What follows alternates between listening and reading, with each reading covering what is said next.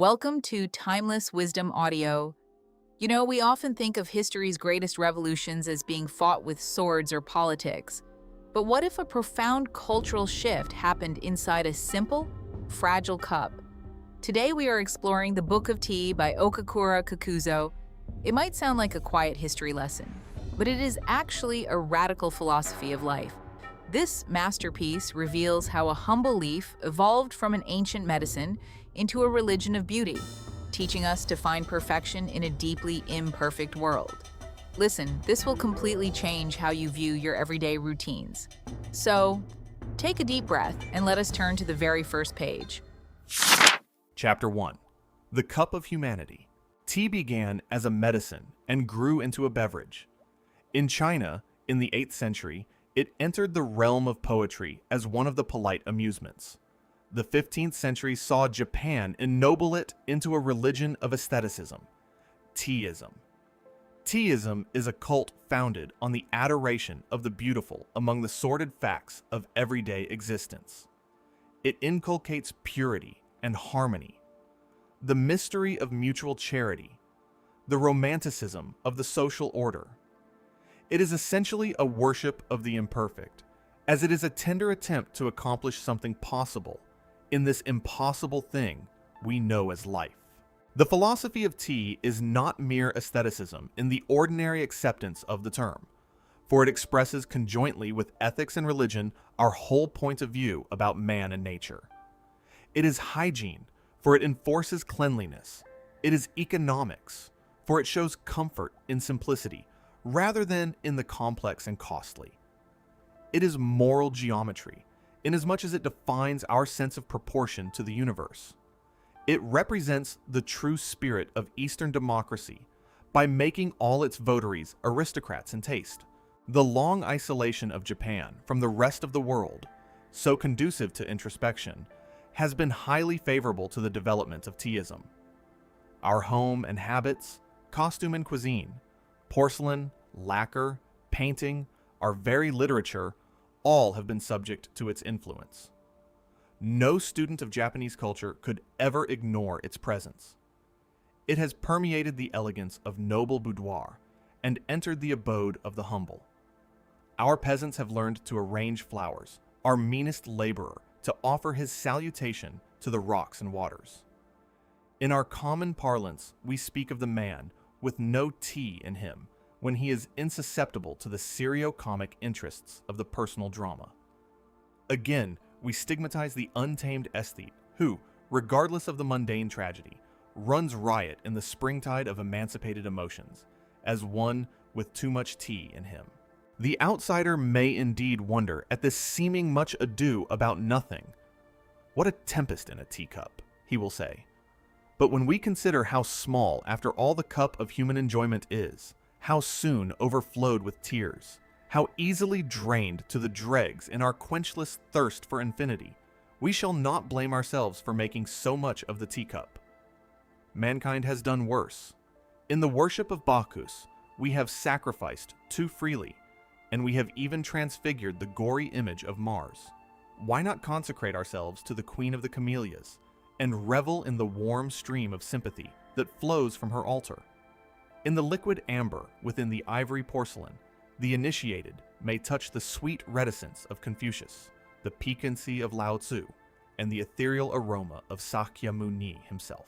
Those who cannot feel the littleness of great things in themselves are apt to overlook the greatness of little things in others. The average Westerner, in his sleek complacency, will see in the tea ceremony but another instance of the 1,001 oddities which constitute the quaintness and childishness of the East to him. He was wont to regard Japan as barbarous while she indulged in the gentle arts of peace. He calls her civilized since she began to commit wholesale slaughter on Manchurian battlefields. Much comment has been given lately to the code of the samurai, the art of death which makes our soldiers exult in self-sacrifice. But scarcely any attention has been drawn to teaism, which represents so much of our art of life. Fain would we remain barbarians, if our claim to civilization were to be based on the gruesome glory of war. Fain would we await the time when due respect shall be paid to our art and ideals. When will the West understand, or try to understand, the East? We Asiatics are often appalled by the curious web of facts and fancies which has been woven concerning us.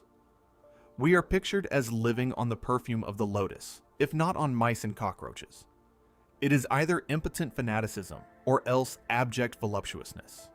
Indian spirituality has been derided as ignorance, Chinese sobriety as stupidity, Japanese patriotism as the result of fatalism. It has been said that we are less sensible to pain and wounds on account of the callousness of our nervous organization. Why not amuse yourselves at our expense? Asia returns the compliment. There would be further food for merriment if you were to know all that we have imagined and written about you.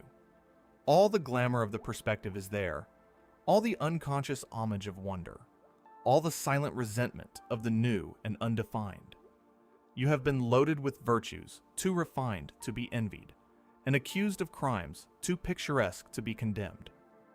Our writers in the past, the wise men who knew, informed us that you had bushy tails somewhere hidden in your garments, and often dined off a fricassee of newborn babes. Nay, we had something worse against you. We used to think you the most impracticable people on the earth, for you were said to preach what you never practiced. Such misconceptions are fast vanishing amongst us. Commerce has forced the European tongues on many an Eastern port. Asiatic youths are flocking to Western colleges for the equipment of modern education. Our insight does not penetrate your culture deeply, but at least we are willing to learn. Some of my compatriots have adopted too much of your customs and too much of your etiquette in the delusion that the acquisition of stiff collars and tall silk hats comprise the attainment of your civilization. Pathetic and deplorable as such affectations are, they evince our willingness to approach the West on our knees. Unfortunately, the Western attitude is unfavorable to the understanding of the East. The Christian missionary goes to impart, but not to receive.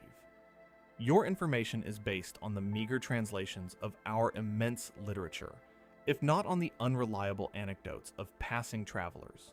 It is rarely that the chivalrous pen of a Laf Ka Dio Hearn or that of the author of The Web of Indian Life enlivens the Oriental darkness with the torch of our own sentiments. Perhaps I betray my own ignorance of the tea cult by being so outspoken. Its very spirit of politeness exacts that you say what you are expected to say, and no more. But I am not to be a polite teaist. So much harm has been done already by the mutual misunderstanding of the New World and the Old, that one need not apologize for contributing his tithe to the furtherance of a better understanding. The beginning of the 20th century would have been spared the spectacle of sanguinary warfare if Russia had condescended to know Japan better. What dire consequences to humanity lie in the contemptuous ignoring of Eastern problems. European imperialism, which does not disdain to raise the absurd cry of the yellow peril, fails to realize that Asia may also awaken to the cruel sense of the white disaster. You may laugh at us for having too much tea, but may we not suspect that you of the West have no tea in your constitution? Let us stop the continents from hurling epigrams at each other, and be sadder, if not wiser, by the mutual gain of half a hemisphere. We have developed along different lines, but there is no reason why one should not supplement the other. You have gained expansion at the cost of restlessness. We have created a harmony which is weak against aggression. Will you believe it? The East is better off in some respects than the West. Strangely enough, humanity has so far met in the teacup. It is the only Asiatic ceremonial which commands universal esteem. The white man has scoffed at our religion and our morals, but has accepted the brown beverage without hesitation. The afternoon tea is now an important function in Western society. In the delicate clatter of trays and saucers, in the soft rustle of feminine hospitality, in the common catechism about cream and sugar, we know that the worship of tea is established beyond question. The philosophic resignation of the guest to the fate awaiting him in the dubious decoction proclaims that in this single instance, the Oriental spirit reigns supreme. The earliest record of tea in European writing is said to be found in the statement of an Arabian traveler, that after the year 879, the main sources of revenue in Canton were the duties on salt and tea. Marco Polo records the deposition of a Chinese minister of finance in 1285 for his arbitrary augmentation of the tea taxes. It was at the period of the Great Discoveries that the European people began to know more about the extreme Orient. At the end of the 16th century, the Hollanders brought the news that a pleasant drink was made in the East from the leaves of a bush. The travelers Giovanni Battista Ramusio in 1559, El Almeida in 1576, Maffeno in 1588, Tarrera in 1610 also mentioned tea. In the last named year, ships of the Dutch East India Company brought the first tea into Europe. It was known in France in 1636 and reached Russia in 1638. England welcomed it in 1650 and spoke of it as that excellent and by all physicians approved China drink, called by the Chineans cha, and by other nations te, alias tea. Like all good things of the world, the propaganda of tea met with opposition. Heretics like Henry Savile in 1678 denounced drinking it as a filthy custom. Jonas Hanway in 1756 said that men seem to lose their stature and comeliness, women their beauty through the use of tea. Its cost at the start forbade popular consumption and made it regalia for high treatments and entertainments, presents being made thereof to princes and grandees. Yet in spite of such drawbacks, tea drinking spread with marvelous rapidity. The coffee houses of London in the early half of the 18th century became, in fact, tea houses, the resort of wits like Addison and Steele, who beguiled themselves over their dish of tea. The beverage soon became a necessity of life, a taxable matter. We are reminded in this connection what an important part it plays in modern history. Colonial America resigned herself to oppression until human endurance gave way before the heavy duties laid on tea. American independence dates from the throwing of tea chests into Boston Harbor. There is a subtle charm in the taste of tea, which makes it irresistible and capable of idealization. Western humorists were not slow to mingle the fragrance of their thought with its aroma. It has not the arrogance of wine, the self-consciousness of coffee, nor the simpering innocence of cocoa. Already in 1711, says the Spectator, I would therefore in a particular manner recommend these, my speculations, to all well-regulated families, that set apart an hour every morning for tea, bread, and butter, and would earnestly advise them for their good to order this paper to be punctually served up and to be looked upon as a part of the tea equipage.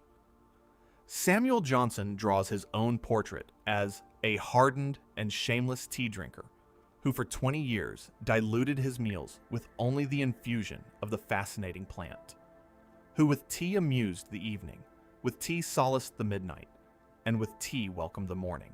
Charles Lamb, a professed devotee, sounded the true note of Teaism when he wrote that the greatest pleasure he knew was to do a good action by stealth, and to have it found out by accident. For Teaism is the art of concealing beauty that you may discover it, of suggesting what you dare not reveal.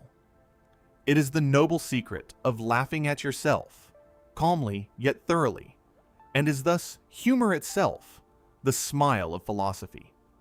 All genuine humorists may in this sense be called tea philosophers, Thackeray, for example, and of course Shakespeare.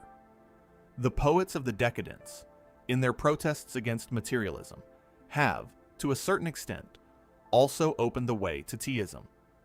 Perhaps nowadays it is our demure contemplation of the imperfect that the West and the East can meet in mutual consolation. The Taoists relate that at the great beginning of the no beginning, spirit and matter met in mortal combat. At last, the Yellow Emperor, the Son of Heaven, triumphed over Shu Hyung, the demon of darkness and earth. The Titan, in his death agony, struck his head against the solar vault and shivered the blue dome of jade into fragments. The stars lost their nests. the moon wandered aimlessly among the wild chasms of the night. In despair, the Yellow Emperor sought far and wide for the repairer of the heavens. He had not to search in vain. Out of the eastern sea rose a queen, the divine Neuka, horn-crowned and dragon-tailed, resplendent in her armor of fire. She welded the five-colored rainbow in her magic cauldron and rebuilt the Chinese sky. But it is told that Neuka forgot to fill two tiny crevices in the blue firmament. Thus began the dualism of love. Two souls rolling through space, and never at rest until they join together to complete the universe. Everyone has to build anew his sky of hope and peace. The heaven of modern humanity is indeed shattered in the cyclopean struggle for wealth and power. The world is groping in the shadow of egotism and vulgarity. Knowledge is bought through a bad conscience, benevolence practiced for the sake of utility. The East and the West, like two dragons tossed in a sea of ferment, in vain strive to regain the jewel of life. We need a Neuka again to repair the grand devastation.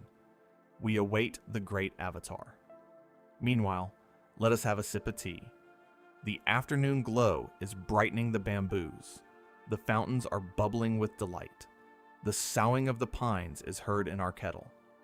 Let us dream of evanescence and linger in the beautiful foolishness of things.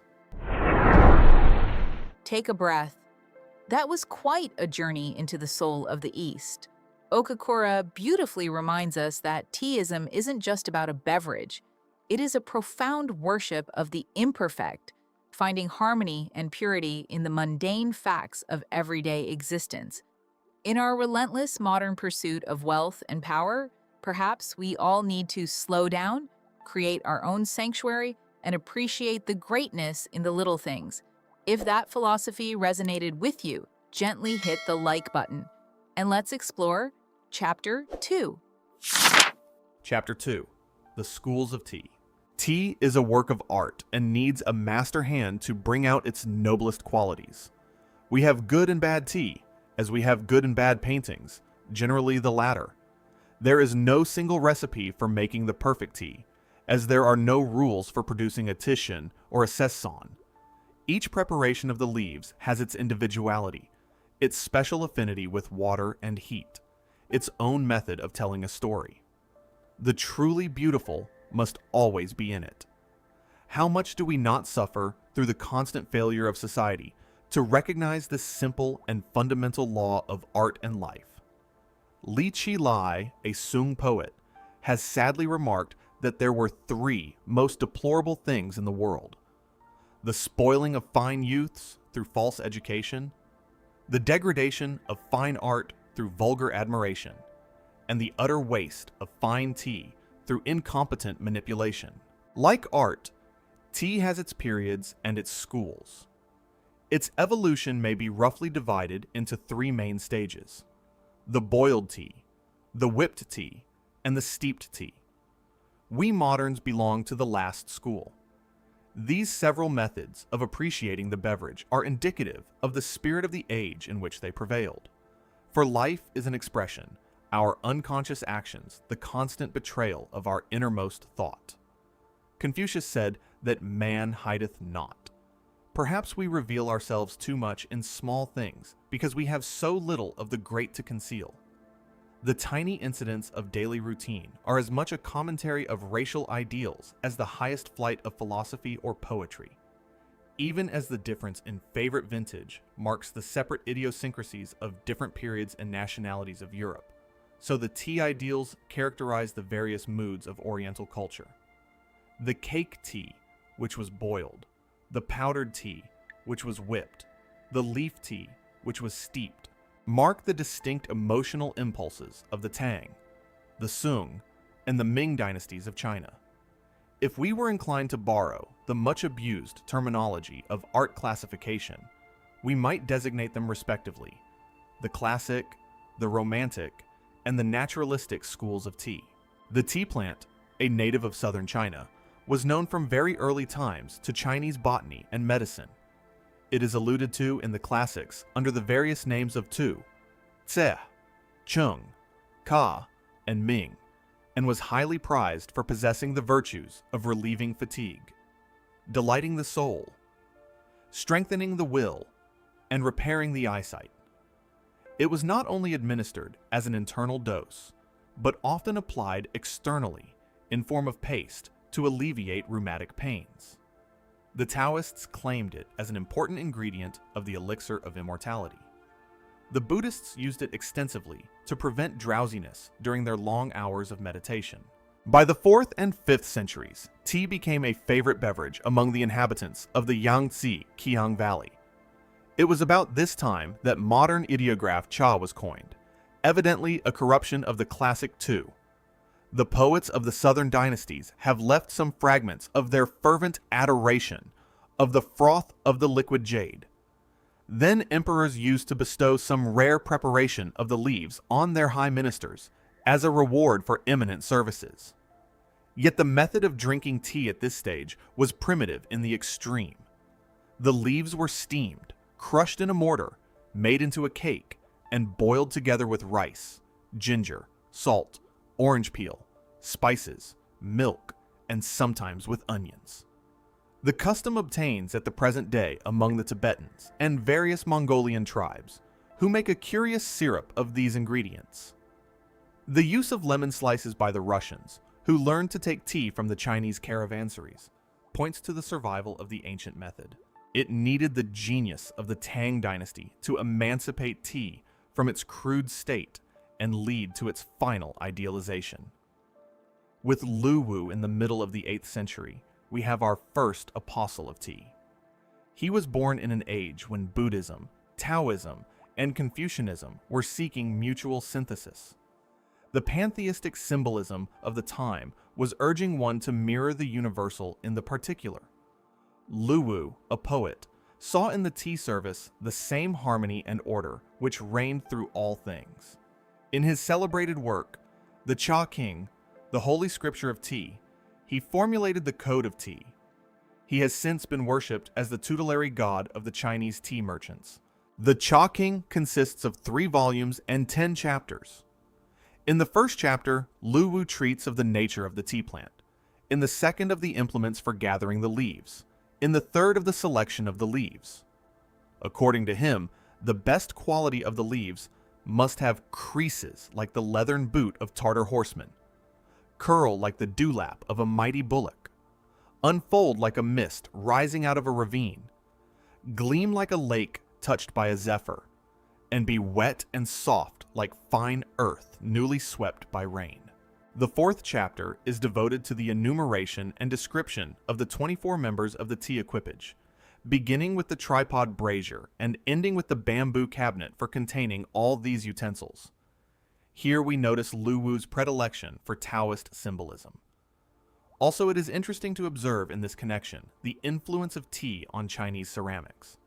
The celestial porcelain, as is well known, had its origin in an attempt to reproduce the exquisite shade of jade, resulting, in the Tang dynasty, in the blue glaze of the south and the white glaze of the north. Lu Wu considered the blue as the ideal color for the teacup, as it lent additional greenness to the beverage, whereas the white made it look pinkish and distasteful. It was because he used cake tea. Later on, when the tea masters of Sung took to the powdered tea, they preferred heavy bowls of blue-black and dark brown. The Mings, with their steeped tea, rejoiced in light ware of white porcelain. In the 5th chapter, Lu Wu describes the method of making tea. He eliminates all ingredients except salt. He dwells also on the much discussed question of the choice of water and the degree of boiling it. According to him, the mountain spring is the best. The river water and the spring water come next in the order of excellence. There are 3 stages of boiling. The first boil is when the little bubbles like the eye of fishes swim on the surface. The second boil is when the bubbles are like crystal beads rolling in a fountain. The third boil is when the billows surge wildly in the kettle. The cake tea is roasted before the fire until it becomes soft like a baby's arm and is shredded into powder between pieces of fine paper. Salt is put in the first boil, the tea in the second. At the third boil, a dipperful of cold water is poured into the kettle to settle the tea and revive the youth of the water. Then the beverage was poured into cups and drunk. Oh, nectar! The filmy leaflet hung like scaly clouds in a serene sky, or floated like water lilies on emerald streams. It was of such a beverage that Lo Tung, a Tang poet, wrote, "The first cup moistens my lips and throat, the second cup breaks my loneliness. The third cup searches my barren entrail, but to find therein some 5,000 volumes of odd ideographs. The fourth cup raises a slight perspiration. All the wrong of life passes away through my pores. At the fifth cup, I am purified. The sixth cup calls me to the realms of the immortals. The seventh cup. Ah, but I could take no more. I only feel the breath of cool wind that rises in my sleeves. Where is Hori-san? Let me ride on this sweet breeze and waft away thither."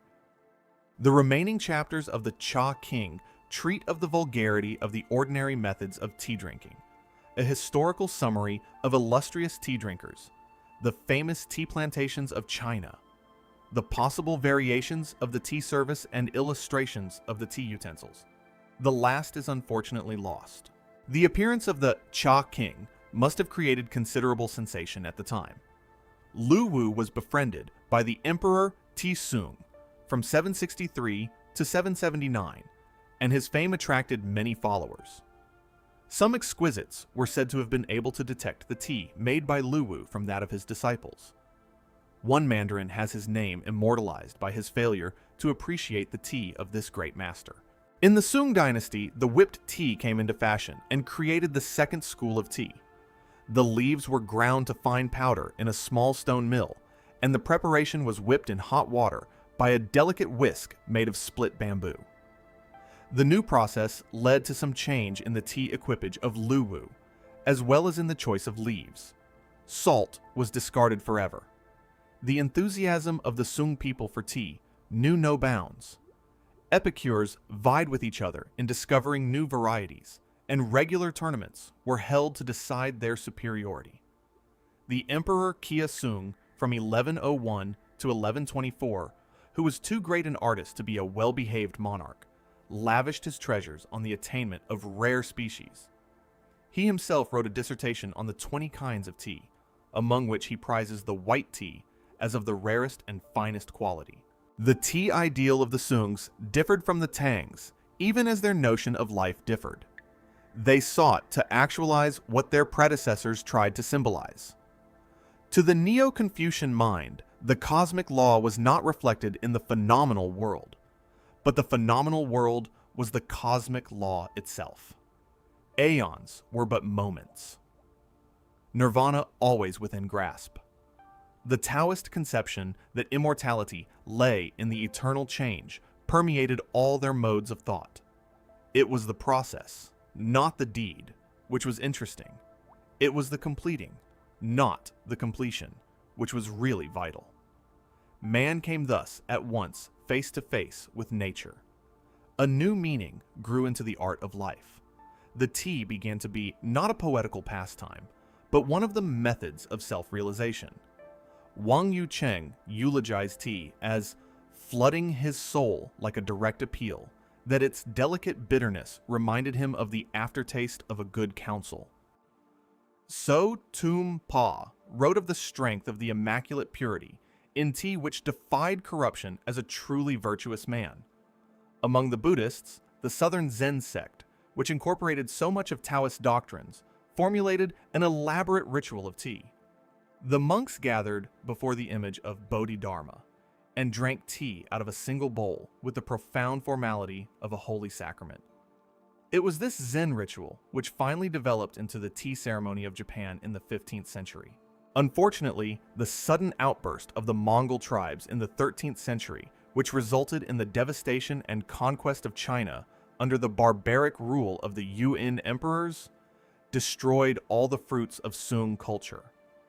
the native dynasty of the Mings, which attempted renationalization in the middle of the 15th century, was harassed by internal troubles, and China again fell under the alien rule of the Manchus in the 17th century. Manners and customs changed to leave no vestige of the former times. The powdered tea is entirely forgotten. We find a Ming commentator at loss to recall the shape of the tea whisk mentioned in one of the Sung classics. Tea is now taken by steeping the leaves in hot water in a bowl or cup. The reason why the Western world is innocent of the older method of drinking tea is explained by the fact that Europe knew it only at the close of the Ming dynasty. To the latter day, Chinese tea is a delicious beverage, but not an ideal. The long woes of his country have robbed him of the zest for the meaning of life. He has become modern, that is to say, old and disenchanted. He has lost that sublime faith in illusions which constitutes the eternal youth and vigor of the poets and ancients. He is an eclectic and politely accepts the traditions of the universe. He toys with nature, but does not condescend to conquer or worship her. His leaf tea is often wonderful, with its flower-like aroma, but the romance of the Tang and Sung ceremonials are not to be found in his cup. Japan, which followed closely on the footsteps of Chinese civilization, has known the tea in all its three stages. As early as the year 729, we read of the Emperor Shomu giving tea to 100 monks at his palace in Nara. The leaves were probably imported by our ambassadors to the Tang court and prepared in the way then in fashion. In 801, the monk Xiecho brought back some seeds and planted them in Yaisan. Many tea gardens are heard of in succeeding centuries, as well as the delight of the aristocracy and priesthood in the beverage. The Sung tea reached us in 1191 with the return of Yexie Zenji, who went there to study the southern Zen school.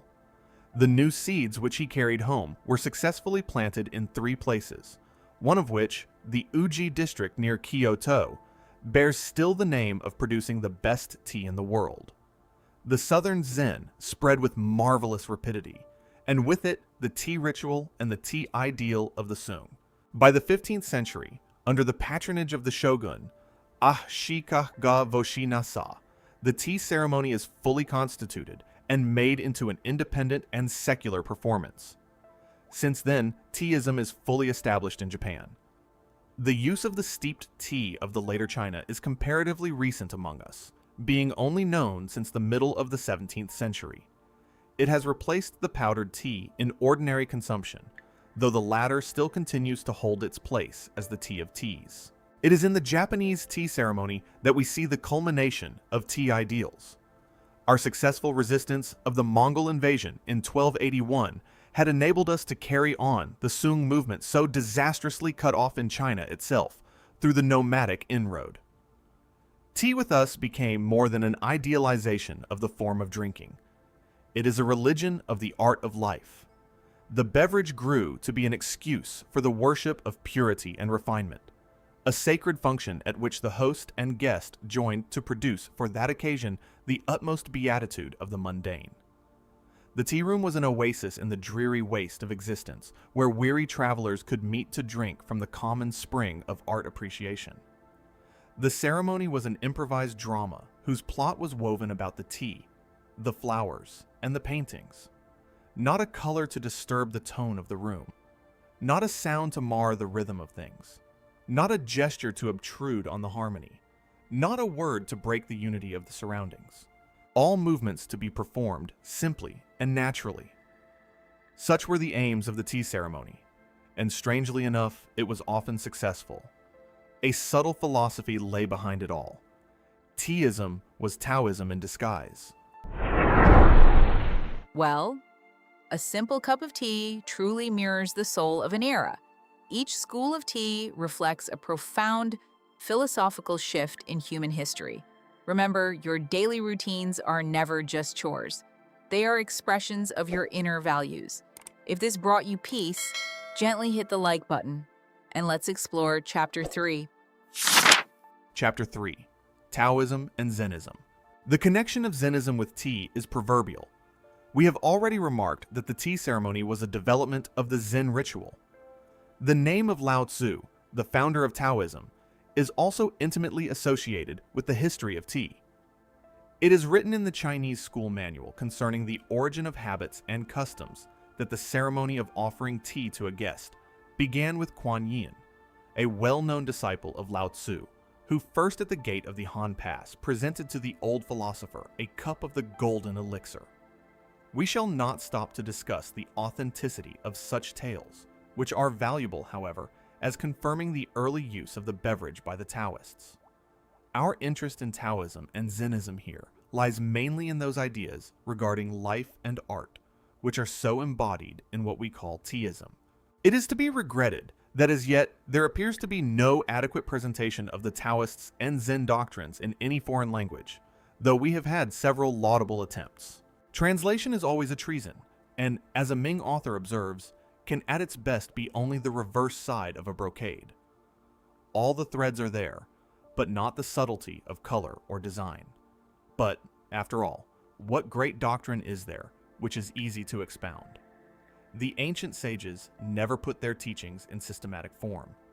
They spoke in paradoxes, for they were afraid of uttering half-truths. They began by talking like fools, and ended by making their hearers wise. Lao Tzu himself, with his quaint humor, says, "If people of inferior intelligence hear of the Tao, they laugh immensely. It would not be the Tao unless they laughed at it." The Tao literally means a path. It has been severally translated as the way, the absolute, the law, nature, supreme reason, the mode. These renderings are not incorrect, for the use of the term by the Taoists differs according to the subject matter of the inquiry. Lao Tzu himself spoke of it thus: "There is a thing which is all-containing, which was born before the existence of heaven and earth. How silent! How solitary! It stands alone and changes not. It revolves without danger to itself, and is the mother of the universe. I do not know its name, and so call it the path. With reluctance, I call it the infinite. Infinity is the fleeting. The fleeting is the vanishing. The vanishing is the reverting. The Tao is in the passage rather than the path. It is the spirit of cosmic change, the eternal growth which returns upon itself to produce new forms. It recoils upon itself like the dragon, the beloved symbol of the Taoists. It folds and unfolds as do the clouds." The Tao might be spoken of as the Great Transition. Subjectively, it is the mood of the universe. Its absolute is the relative. It should be remembered in the first place that Taoism, like its legitimate successor Zennism, represents the individualistic trend of the southern Chinese mind in contradistinction to the communism of northern China, which expressed itself in Confucianism. The Middle Kingdom is as vast as Europe and has a differentiation of idiosyncrasies marked by the two great river systems which traverse it. The Yangtze Kiang and Hoangho are respectively the Mediterranean and the Baltic. Even today, in spite of centuries of unification, the Southern Celestial differs in his thoughts and beliefs from his northern brother, as a member of the Latin race differs from the Teuton.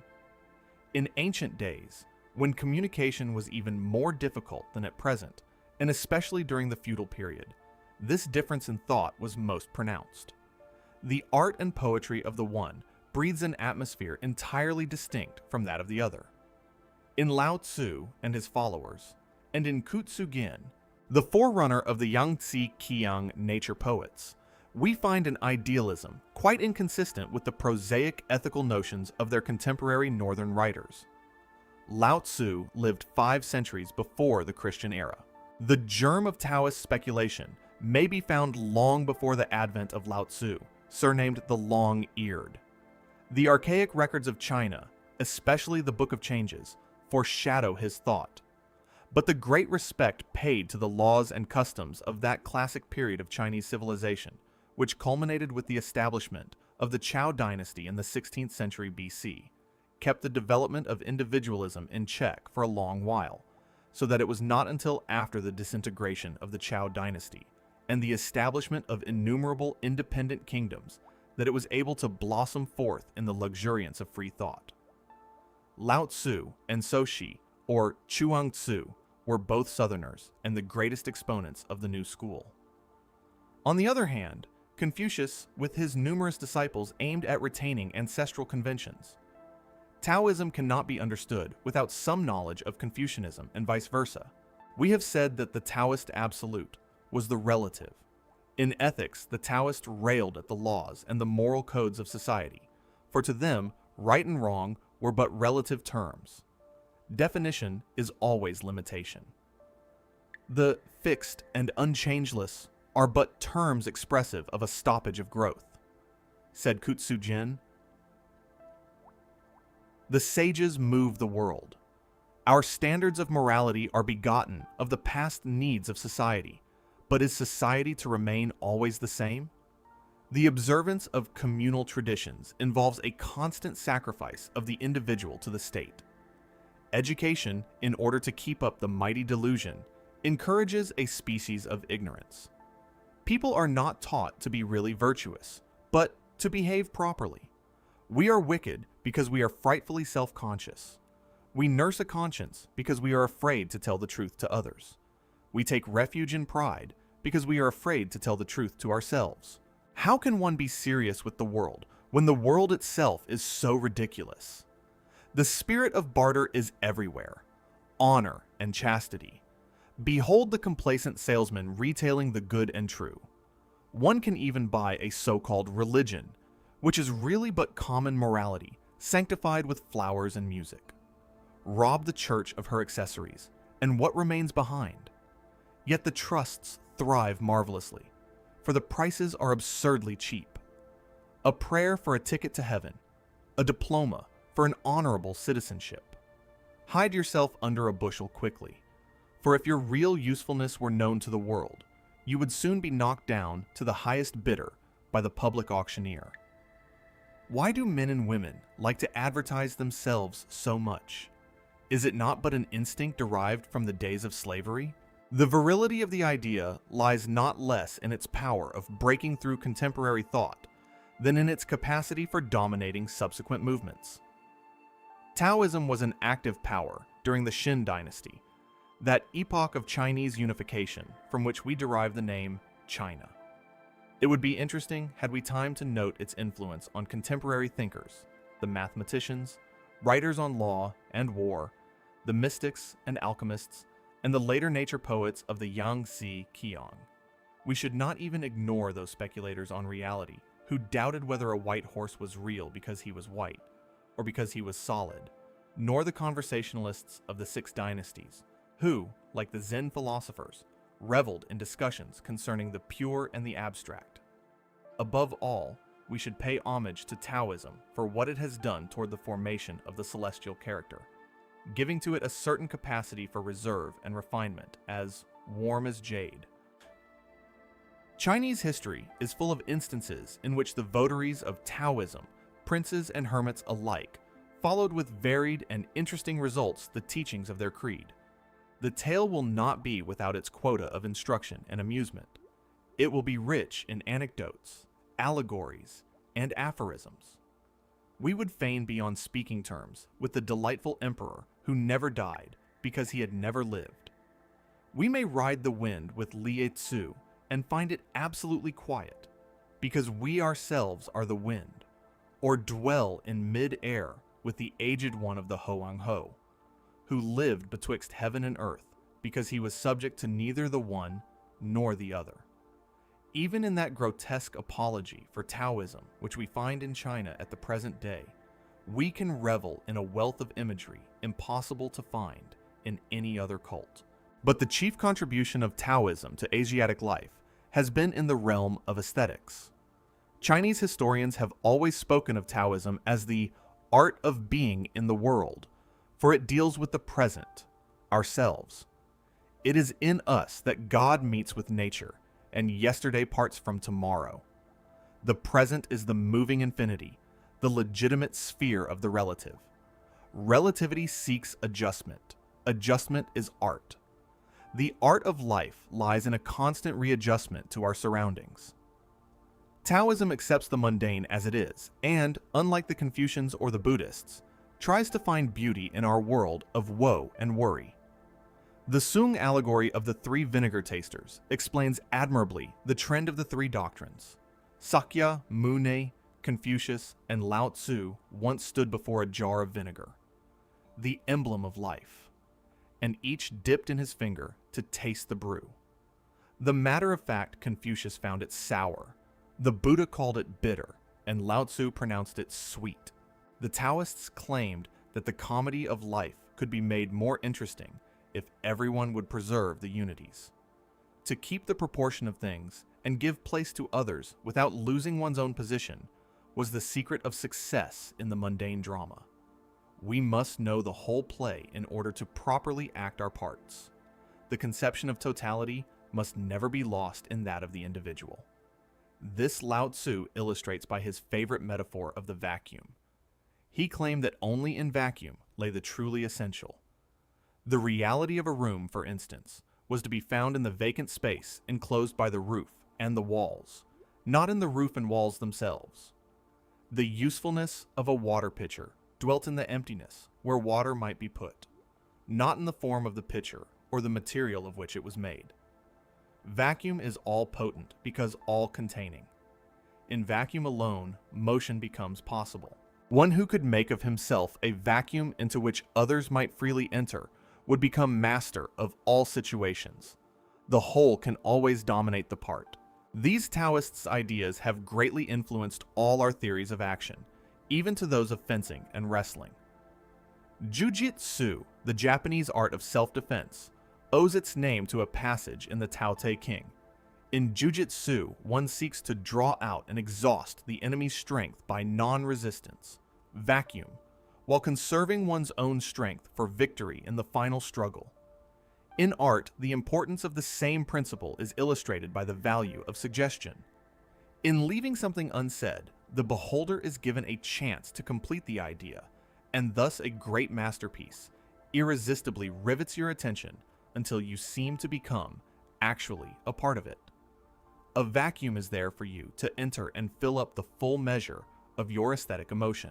He who had made himself master of the art of living was the real man of the Taoist. At birth, he enters the realm of dreams, only to awaken to reality at death.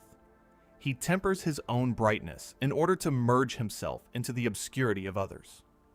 He is reluctant, as one who crosses a stream in winter, hesitating as one who fears the neighborhood, respectful like a guest, trembling like ice that is about to melt, unassuming like a piece of wood not yet carved, vacant like a valley, formless like troubled waters. To him, the three jewels of life were pity, economy, and modesty. If now we turn our attention to Zennism, we shall find that it emphasizes the teachings of Taoism. Zen is a name derived from the Sanskrit word dhyana, which signifies meditation. It claims that through consecrated meditation may be attained supreme self-realization. Meditation is one of the 6 ways through which Buddhahood may be reached, and the Zen sectarians affirm that Sakya Muni laid special stress on this method in his later teachings, handing down the rules to his chief disciple Kashyapa. According to their tradition, Kashyapa, the first Zen patriarch, imparted the secret to Ananda, who in turn passed it on to successive patriarchs until it reached Bodhidharma, the 28th. Bodhidharma came to northern China in the early half of the 6th century and was the first patriarch of Chinese Zen. There is much uncertainty about the history of these patriarchs and their doctrines. In its philosophical aspect, early Zennism seems to have affinity on one hand to the Indian negativism of Nagarjuna, and on the other to the non-philosophy formulated by Sancharacharya. The first teaching of Zen as we know it at the present day must be attributed to the 6th Chinese patriarch Yen-O, from 637 to 713, founder of Southern Zen, so called from the fact of its predominance in southern China. He is closely followed by the great Baso, who died in 788, who made of Zen a living influence in celestial life. Hyakujo, from 719 to 814, the pupil of Baso, first instituted the Zen monastery and established a ritual and regulations for its government. In the discussions of the Zen school after the time of Baso, we find the play of the Yang-Tzu Ki-Ang mind, causing an accession of native modes of thought in contrast to the former Indian idealism. Whatever sectarian pride may assert to the contrary, one cannot help being impressed by the similarity of Southern Zen to the teachings of Lao Tzu and the Taoist conversationalists. In the Tao Te King, we already find allusions to the importance of self-concentration and the need of properly regulating the breath. Essential points in the practice of Zen meditation.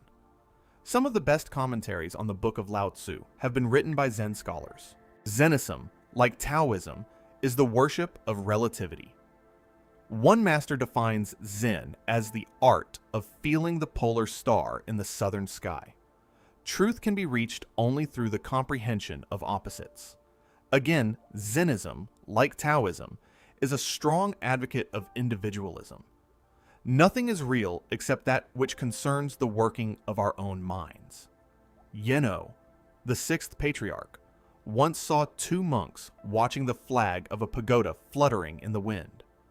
One said, "It is the wind that moves." The other said, "It is the flag that moves." But Yeno explained to them that the real movement was neither of the wind nor the flag, but of something within their own minds. Hyakujo was walking in the forest with a disciple when a hare scurried off at their approach. "Why does the hare fly from you?" asked Hyakujo. "Because he is afraid of me," was the answer. "No," said the master. "It is because you have a hostile instinct." The dialogue recalls that of Soshi, or Chuang Tzu, the Taoist.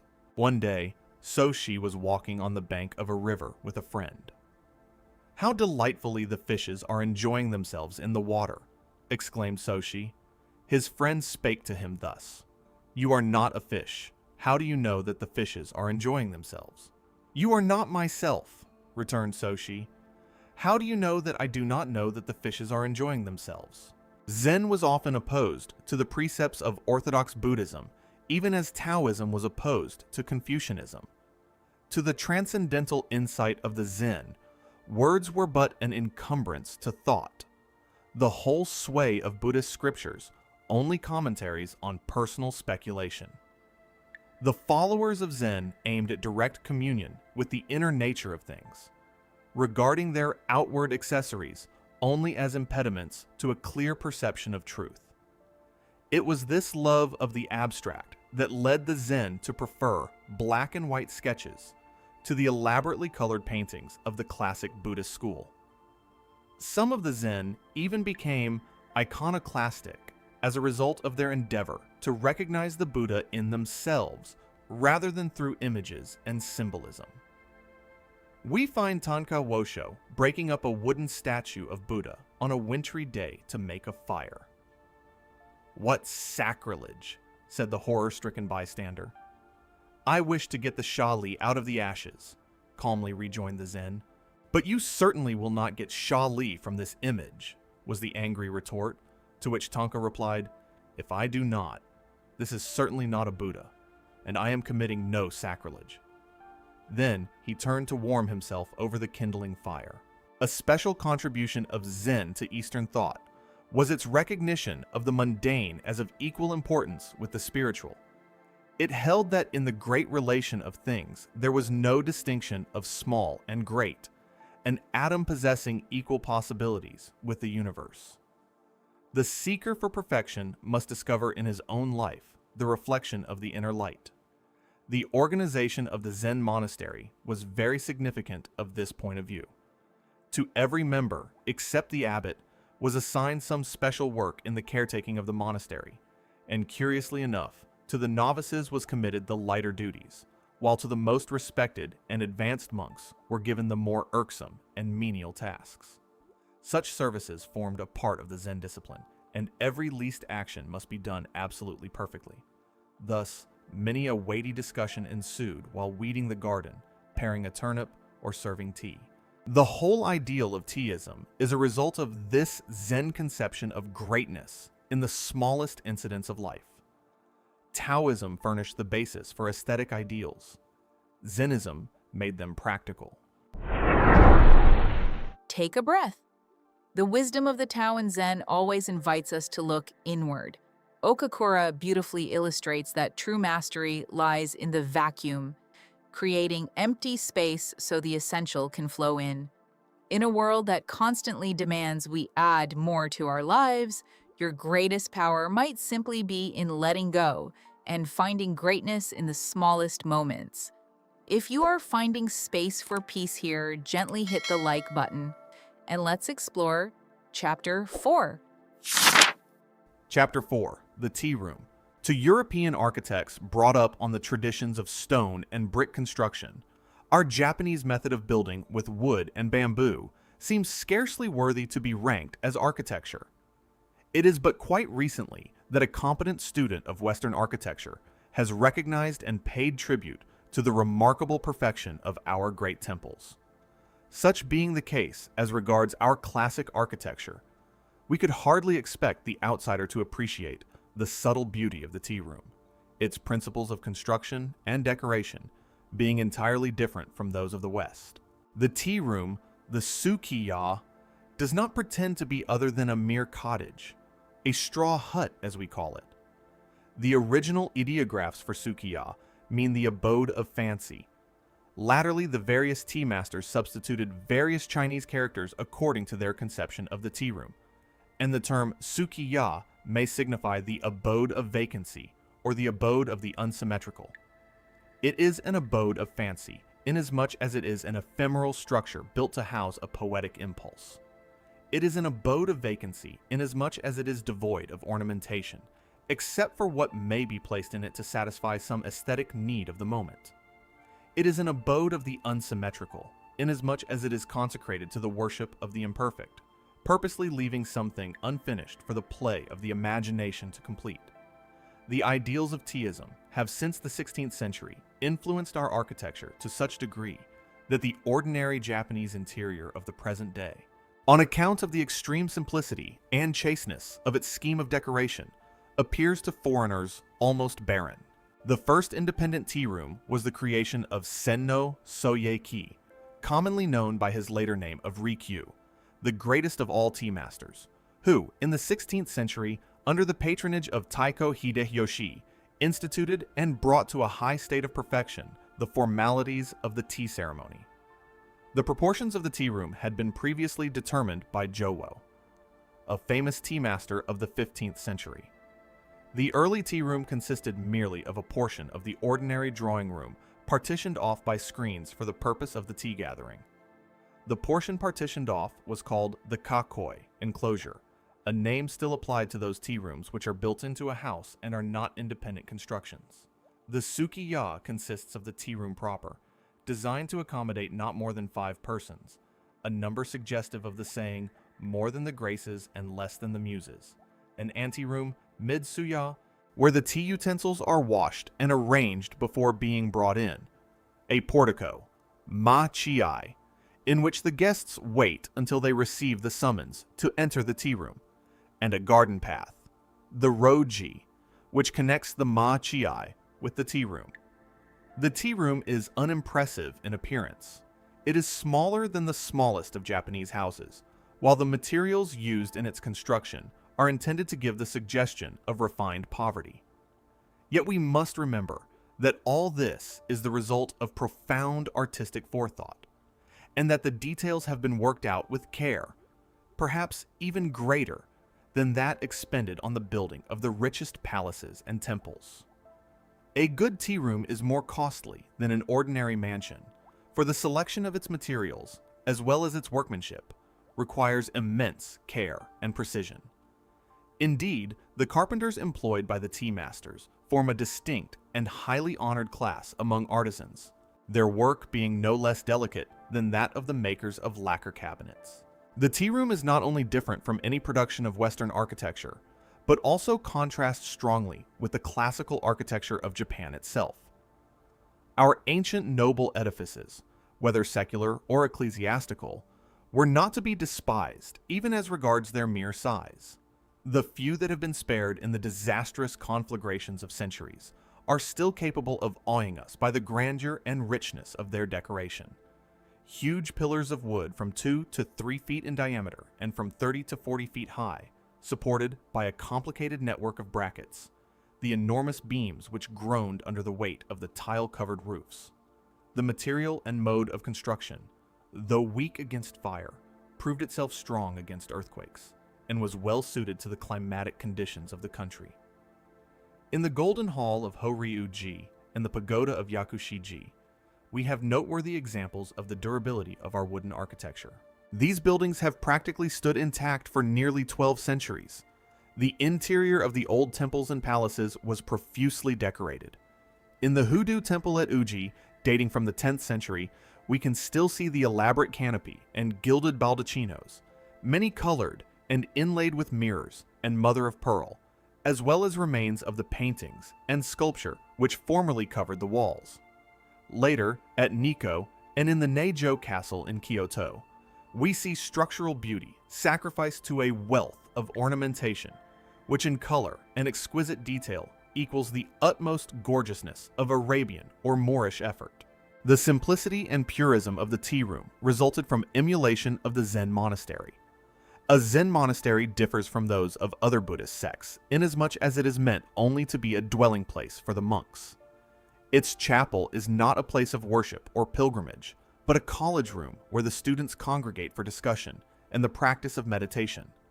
The room is bare except for a central alcove in which, behind the altar, is a statue of Bodhidharma, the founder of the sect, or of Sakya Muni, attended by Kashyapa and Ananda, the two earliest Zen patriarchs.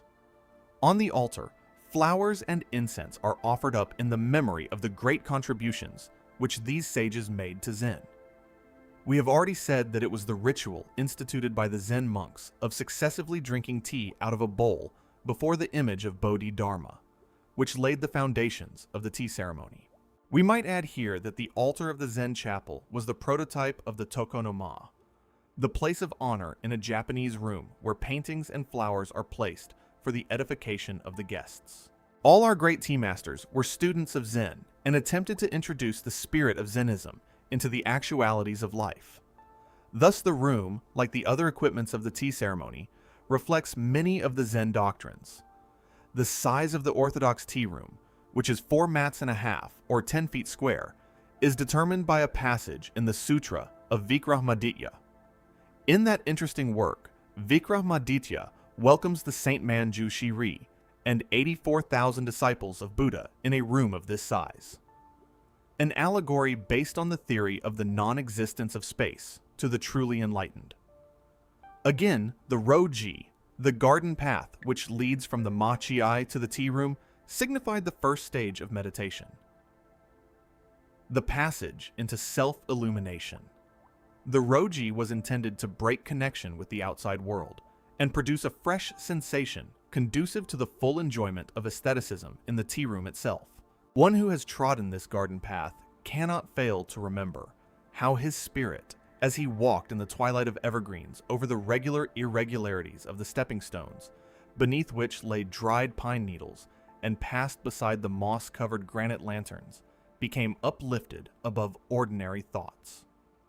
One may be in the midst of a city, and yet feel as if he were in the forest, far away from the dust and din of civilization.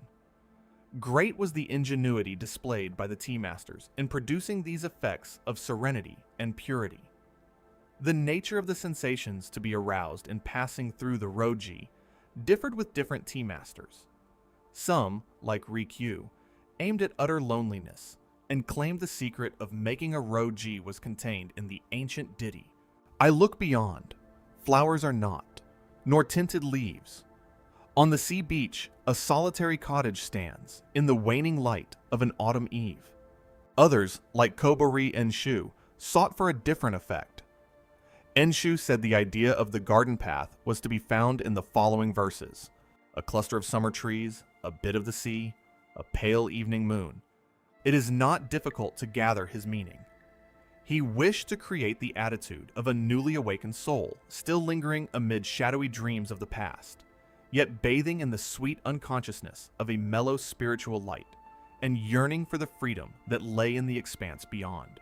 Thus prepared, the guest will silently approach the sanctuary, and, if a samurai, will leave his sword on the rack beneath the eaves, the tea room being preeminently the house of peace. Then he will bend low and creep into the room through a small door not more than 3 feet in height. This proceeding was incumbent on all guests, high and low alike, and was intended to inculcate humility. The order of precedence having been mutually agreed upon while resting in the machiai, the guests one by one will enter noiselessly and take their seats, first making obeisance to the picture or flower arrangement on the toko noma. The host will not enter the room until all the guests have seated themselves and quiet reigns with nothing to break the silence save the note of the boiling water in the iron kettle. The kettle sings well, for pieces of iron are so arranged in the bottom as to produce a peculiar melody in which one may hear the echoes of a cataract muffled by clouds, of a distant sea breaking among the rocks, a rainstorm sweeping through a bamboo forest, or of the soughing of pines on some faraway hill. Even in the daytime, the light in the room is subdued, for the low eaves of the slanting roof admit but few of the sun's rays. Everything is sober in tint from the ceiling to the floor. The guests themselves have carefully chosen garments of unobtrusive colors.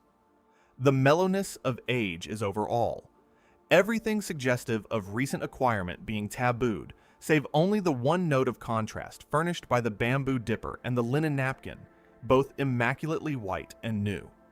However faded the tea room and the tea equipage may seem, everything is absolutely clean. Not a particle of dust will be found in the darkest corner, for if any exists, the host is not a tea master.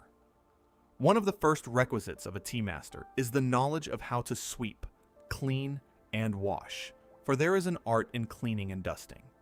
A piece of antique metalwork must not be attacked with the unscrupulous zeal of the Dutch housewife. Dripping water from a flower vase need not be wiped away, for it may be suggestive of dew and coolness. In this connection, there is a story of Rikyu, which well illustrates the ideas of cleanliness entertained by the tea masters. Rikyu was watching his son Shoan as he swept and watered the garden path. "Not clean enough," said Rikyu when Shoan had finished his task and bade him try again. After a weary hour, the son turned to Rikyu. "Father, there is nothing more to be done. The steps have been washed for the 3rd time. The stone lanterns and the trees are well sprinkled with water. Moss and lichens are shining with a fresh verdure. Not a twig, not a leaf have I left on the ground." "Young fool," chided the tea master. "That is not the way a garden path should be swept." Saying this, Rikyu stepped into the garden, shook a tree, and scattered over the garden gold and crimson leaves, scraps of the brocade of autumn. What Rikyu demanded was not cleanliness alone, but the beautiful and the natural also. The name, Abode of Fancy, implies a structure created to meet some individual artistic requirement. The tea room is made for the tea master, not the tea master for the tea room. It is not intended for posterity and is therefore ephemeral. The idea that everyone should have a house of his own is based on an ancient custom of the Japanese race, Shinto superstition, ordaining that every dwelling should be evacuated on the death of its chief occupant. Perhaps there may have been some unrealized sanitary reason for this practice. Another early custom was that a newly built house should be provided for each couple that married. It is on account of such customs that we find the imperial capitals so frequently removed from one site to another in ancient days. The rebuilding, every 20 years, of Ise Temple, the supreme shrine of the sun goddess, is an example of one of these ancient rites which still obtain at the present day. The observance of these customs was only possible with some form of construction, as that furnished by our system of wooden architecture, easily pulled down, easily built up.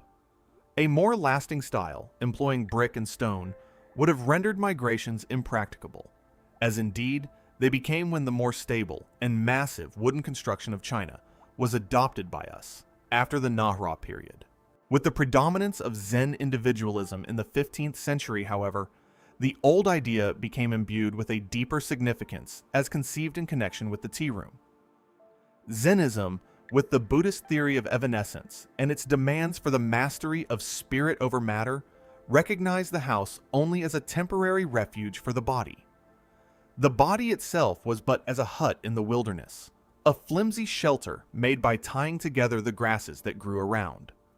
When these ceased to be bound together, they again became resolved into the original waste. In the tea room, fugitiveness is suggested in the thatched roof, frailty in the slender pillars, lightness in the bamboo support, apparent carelessness in the use of commonplace materials. The eternal is to be found only in the spirit which, embodied in these simple surroundings, beautifies them with the subtle light of its refinement. That the tea room should be built to suit some individual taste is an enforcement of the principle of vitality in art. Art, to be fully appreciated, must be true to contemporaneous life. It is not that we should ignore the claims of posterity, but that we should seek to enjoy the present more. It is not that we should disregard the creations of the past, but that we should try to assimilate them into our consciousness. Slavish conformity to traditions and formulas fetters the expression of individuality in architecture. We can but weep over the senseless imitations of European buildings which one beholds in modern Japan. We marvel why, among the most progressive Western nations, architecture should be so devoid of originality, so replete with repetitions of obsolete styles. Perhaps we are passing through an age of democratization in art, while awaiting the rise of some princely master who shall establish a new dynasty. Would that we loved the ancients more and copied them less. It has been said that the Greeks were great because they never drew from the antique. The term abode of vacancy, besides conveying the Taoist theory of the all-containing, involves the conception of a continued need of change in decorative motives. The tea room is absolutely empty, except for what may be placed there temporarily to satisfy some aesthetic mood. Some special art object is brought in for the occasion, and everything else is selected and arranged to enhance the beauty of the principal theme. One cannot listen to different pieces of music at the same time. A real comprehension of the beautiful being, possible only through concentration upon some central motive. Thus, it will be seen that the system of decoration in our tea rooms is opposed to that which obtains in the West, where the interior of a house is often converted into a museum. To a Japanese, accustomed to simplicity of ornamentation and frequent change of decorative method, a Western interior permanently filled with a vast array of pictures, statuary, and bric-a-brac gives the impression of mere vulgar display of riches. It calls for a mighty wealth of appreciation to enjoy the constant sight of even a masterpiece, and limitless indeed must be the capacity for artistic feeling in those who can exist day after day in the midst of such confusion, of color and form as is to be often seen in the homes of Europe and America. The abode of the unsymmetrical suggests another phase of our decorative scheme. The absence of symmetry in Japanese art objects has been often commented on by Western critics. This, also, is a result of a working out through Zennism of Taoist ideals. Confucianism, with its deep-seated idea of dualism, and Northern Buddhism, with its worship of a trinity, were in no way opposed to the expression of symmetry. As a matter of fact, if we study the ancient bronzes of China, or the religious arts of the Tang dynasty and the Nahua period, we shall recognize a constant striving after symmetry. The decoration of our classical interiors was decidedly regular in its arrangement. The Taoist and Zen conception of perfection, however, was different. The dynamic nature of their philosophy laid more stress upon the process through which perfection was sought than upon perfection itself. True beauty could be discovered only by one who mentally completed the incomplete. The virility of life and art lay in its possibilities for growth. In the tea room, it is left for each guest in imagination to complete the total effect in relation to himself. Since Zennism has become the prevailing mode of thought, the art of the extreme Orient has purposefully avoided the symmetrical as expressing not only completion, but repetition. Uniformity of design was considered fatal to the freshness of imagination. Thus, landscapes, birds, and flowers became the favorite subjects for depiction rather than the human figure, the latter being present in the person of the beholder himself. We are often too much in evidence as it is, and in spite of our vanity, even self-regard is apt to become monotonous. In the tea room, the fear of repetition is a constant presence. The various objects for the decoration of a room should be so selected that no color or design shall be repeated. If you have a living flower, a painting of flowers is not allowable. If you are using a round kettle, the water pitcher should be angular. A cup with a black glaze should not be associated with a tea caddy of black lacquer. In placing a vase of an incense burner on the tokonoma, care should be taken not to put it in the exact center, lest it divide the space into equal halves. The pillar of the tokonoma should be of a different kind of wood from the other pillars, in order to break any suggestion of monotony in the room. Here again, the Japanese method of interior decoration differs from that of the Occident, where we see objects arrayed symmetrically on mantelpieces and elsewhere. In Western houses, we are often confronted with what appears to us useless reiteration. We find it trying to talk to a man while his full-length portrait stares at us from behind his back. We wonder which is real, he of the picture or he who talks, and feel a curious conviction that one of them must be fraud. Many a time have we sat at a festive board, contemplating, with a secret shock to our digestion, the representation of abundance on the dining room walls. Why these pictured victims of chase and sport, the elaborate carvings of fishes and fruit? Why the display of family plates, reminding us of those who have dined and are dead? The simplicity of the tea room and its freedom from vulgarity make it truly a sanctuary from the vexations of the outer world. There and there alone, one can consecrate himself to undisturbed adoration of the beautiful. In the 16th century, the tea room afforded a welcome respite from labor to the fierce warriors and statesmen engaged in the unification and reconstruction of Japan. In the 17th century, after the strict formalism of the Tokugawa rule had been developed, it offered the only opportunity possible for the free communion of artistic spirits. Before a great work of art, there was no distinction between daimyo, samurai, and commoner. Nowadays, industrialism is making true refinement more and more difficult all the world over. Do we not need the tea room more than ever? Well, what a deeply calming space. Okakura reveals that true beauty thrives in the imperfect and the empty, easy spaces left open for our imagination. In our cluttered lives, your greatest luxury might just be creating a vacuum to simply exist. If you value that peace, gently hit the like button, and let's explore Chapter 5. Chapter 5. Art Appreciation. Have you heard the Taoist tale of the taming of the harp? Once in the hoary ages, in the ravine of Lungmen, stood a kiri tree, a veritable king of the forest. It reared its head to talk to the stars. Its roots struck deep into the earth, mingling their bronzed coils with those of the silver dragon that slept beneath. And it came to pass that a mighty wizard made of this tree a wondrous harp, whose stubborn spirit should be tamed, but by the greatest of musicians. For long, the instrument was treasured by the Emperor of China, but all in vain were the efforts of those who in turn tried to draw melody from its strings. In response to their utmost strivings, there came from the harp but harsh notes of disdain, ill according with the songs they fain would sing. The harp refused to recognize a master. At last came Peiwo, the prince of harpists. With tender hand he caressed the harp as one might seek to soothe an unruly horse, and softly touched the chords.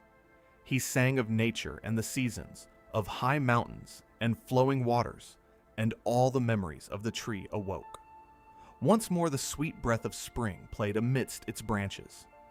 The young cataracts, as they danced down the ravine, laughed to the budding flowers. Anon were heard the dreamy voices of summer with its myriad insects, the gentle pattering of rain, the wail of the cuckoo. Hark! A tiger roars. The valley answers again. It is autumn. In the desert night, sharp like a sword gleams the moon upon the frosted grass. Now winter reigns, and through the snow-filled air swirl flocks of swans, and rattling hailstones beat upon the boughs with fierce delight. Then Peiwo changed the key and sang of love. The forest swayed like an ardent swain, deep lost in thought. On high, like a haughty maiden, swept a cloud bright and fair, but passing, trailed long shadows on the ground, black like despair.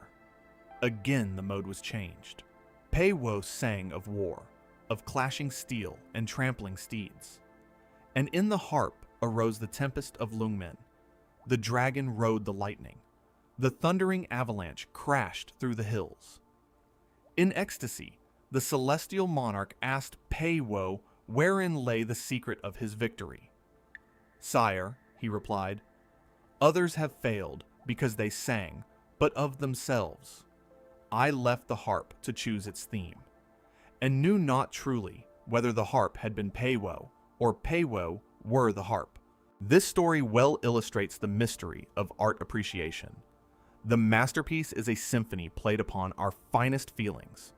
True art is Peiwo, and we the harp of Lungmen. At the magic touch of the beautiful, the secret chords of our being are awakened. We vibrate and thrill in response to its call.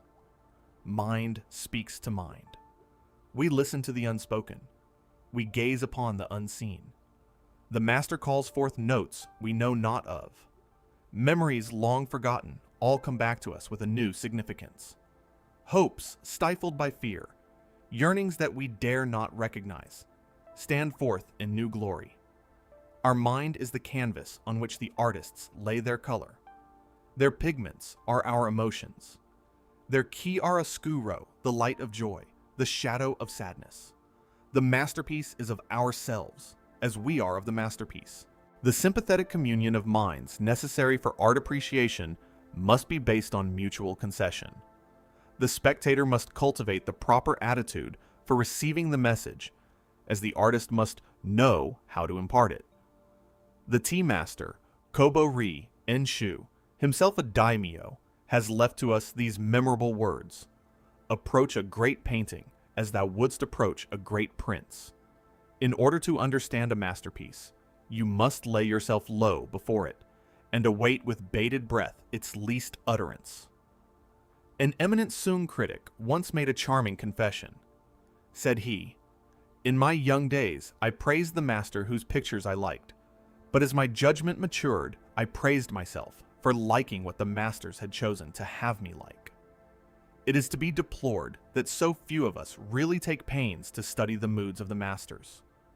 In our stubborn ignorance, we refuse to render them this simple courtesy, and thus often miss the rich repast of beauty spread before our very eyes.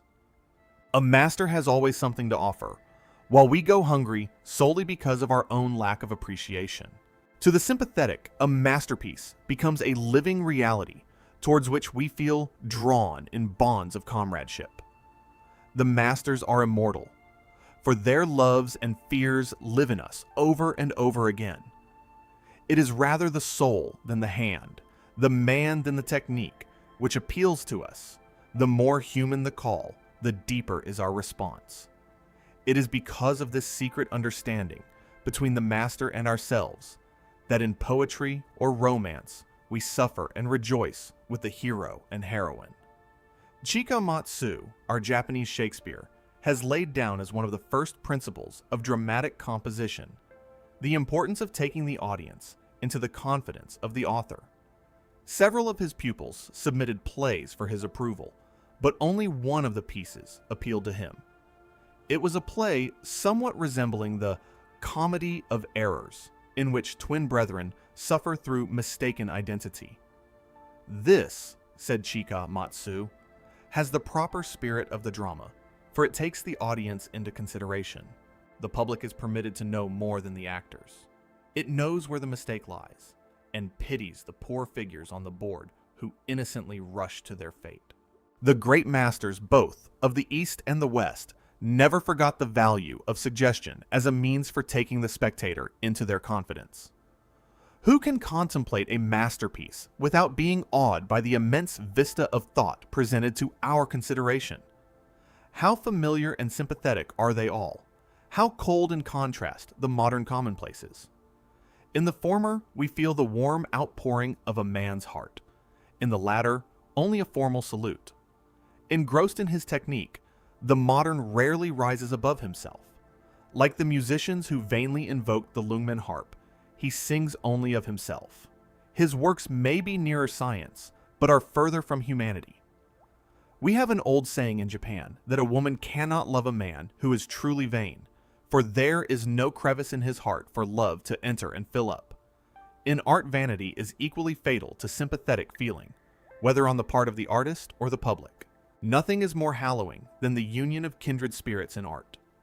At the moment of meeting, the art lover transcends himself. At once, he is and is not. He catches a glimpse of infinity, but words cannot voice his delight, for the eye has no tongue. Freed from the fetters of matter, his spirit moves in the rhythm of things. It is thus that art becomes akin to religion and ennobles mankind. It is this which makes a masterpiece something sacred. In the old days, the veneration in which the Japanese held the work of the great artist was intense. The tea masters guarded their treasures with religious secrecy, and it was often necessary to open a whole series of boxes, one within another, before reaching the shrine itself, the silken wrapping within whose soft folds lay the Holy of Holies. Rarely was the object exposed to view, and then only to the initiated. At the time when Teaism was in the ascendancy, the Taiko's generals would be better satisfied with the present of a rare work of art than a large grant of territory as a reward of victory. Many of our favorite dramas are based on the loss and recovery of a noted masterpiece. For instance, in one play, The Palace of Lord Hosokawa, in which was preserved the celebrated painting of Dar-uma by Sesson, suddenly takes fire through the negligence of the samurai in charge. Resolved at all hazards to rescue the precious painting, he rushes into the burning building and seizes the kakemono, only to find all means of exit cut off by the flames. Thinking only of the picture, he gives his own life, wrapping his torn sleeve about the Sesson to shield it. The fire is at last extinguished. Among the smoking embers, he is found perished, but within his grasp reposes the treasure uninjured by the fire. Horrible as such tales are, they illustrate the great value that we set upon a masterpiece, as well as the devotion of a trusted samurai. We must remember, however, that art is of value only to the extent that it speaks to us. It might be a universal language if we ourselves were universal in our sympathies. Our finite nature, the power of tradition and conventionality, as well as our hereditary instincts, restrict the scope of our capacity for artistic enjoyment. Our very individuality establishes, in one sense, a limit to our understanding, and our aesthetic personality seeks its own affinities in the creations of the past. It is true that with cultivation, our sense of art appreciation broadens, and we become able to enjoy many hitherto unrecognized expressions of beauty. But, after all, we see only our own image in the universe. Our particular idiosyncrasies dictate the mode of our perceptions. The tea masters collected only objects which fell strictly within the measure of their individual appreciation. One is reminded in this connection of a story concerning Kobo-rei Enshu. Enshu was complimented by his disciples on the admirable taste he had displayed in the choice of his collection. Said they, "Each piece is such that no one could help admiring. It shows that you had better taste than had Rikyu, for his collection could only be appreciated by one beholder in 1,000. Sorrowfully, Enshu replied, "This only proves how commonplace I am. The great Rikyu dared to love only those objects which personally appealed to him, whereas I unconsciously cater to the taste of the majority." Verily, Rikyu was 1 in 1,000 among tea masters. It is much to be regretted that so much of the apparent enthusiasm for art at the present day has no foundation in real feeling. In this democratic age of ours, Men clamor for what is popularly considered the best, regardless of their feelings. They want the costly, not the refined, the fashionable, not the beautiful. To the masses, contemplation of illustrated periodicals, the worthy product of their own industrialism, would give more digestible food for artistic enjoyment than the early Italians or the Ashika ga masters, whom they pretend to admire. The name of the artist is more important to them than the quality of the work. As a Chinese critic complained many centuries ago, people criticize a picture by their ear. It is this lack of genuine appreciation that is responsible for the pseudo-classic horrors that today greet us wherever we turn. Another common mistake is that of confusing art with archaeology. The veneration born of antiquity is one of the best traits in the human character, and fain would we have it cultivated to a greater extent. The old masters are rightly to be honored for opening the path to future enlightenment. The mere fact that they have passed unscathed through centuries of criticism and come down to us still covered with glory commands our respect. But we should be foolish indeed if we valued their achievements simply on the score of age. Yet we allow our historical sympathy to override our aesthetic discrimination. We offer flowers of approbation when the artist is safely laid in his grave. The 19th century, pregnant with the theory of evolution, has moreover created in us the habit of losing sight of the individual in the species. A collector is anxious to acquire specimens to illustrate a period or a school, and forgets that a single masterpiece can teach us more than any number of the mediocre products of a given period or school. We classify too much and enjoy too little. The sacrifice of the aesthetic to the so-called scientific method of exhibition has been the bane of many museums. The claims of contemporary art cannot be ignored in any vital scheme of life. The art of today is that which really belongs to us. It is our own reflection. In condemning it, we but condemn ourselves. We say that the present age possesses no art. Who is responsible for this? It is indeed a shame that despite all our rhapsodies about the ancients, we pay so little attention to our own possibilities. Struggling artists, weary souls lingering in the shadow of cold disdain. In our self-centered century, what inspiration do we offer them? The past may well look with pity at the poverty of our civilization. The future will laugh at the barrenness of our art. We are destroying the beautiful in life. Would that some great wizard might from the stem of society shape a mighty harp whose strings would resound to the touch of genius. Take a breath. The tale of the harp reveals something profound. True connection happens only when we stop singing of ourselves and listen. In your own life, try approaching others with that same quiet reverence.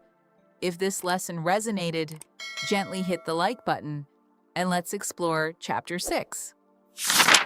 Chapter 6. Flowers. In the trembling gray of a spring dawn, when the birds were whispering in mysterious cadence among the trees, have you not felt that they were talking to their mates about the flowers? Surely with mankind, the appreciation of flowers must have been coeval with the poetry of love.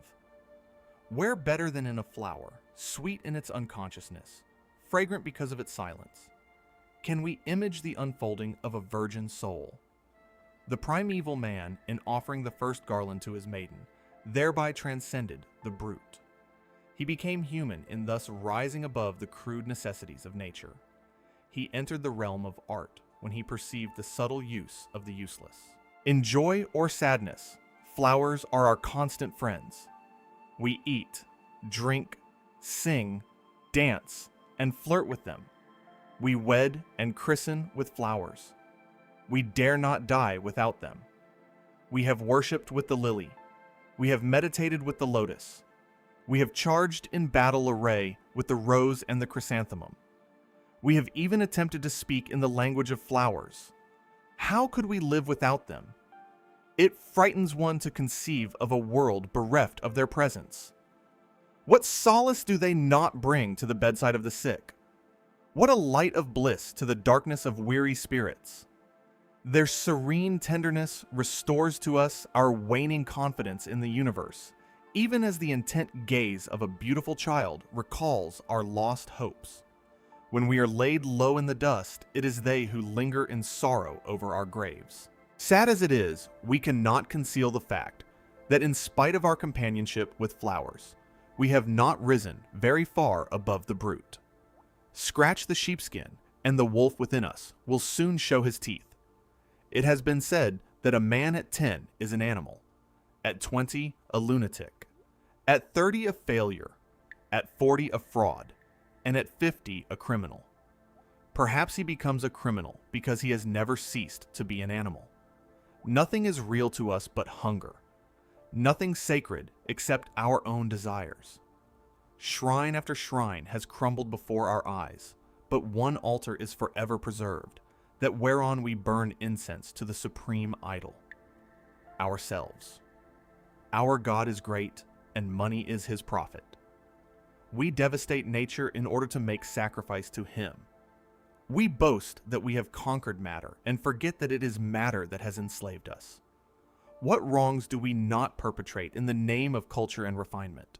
Tell me, gentle flowers, teardrops of the stars, standing in the garden, nodding your heads to the bees as they sing of the dews and the sunbeams. Are you aware of the fearful doom that awaits you? Dream on, sway, and frolic while you may in the gentle breezes of summer. Tomorrow, a ruthless hand will close around your throats.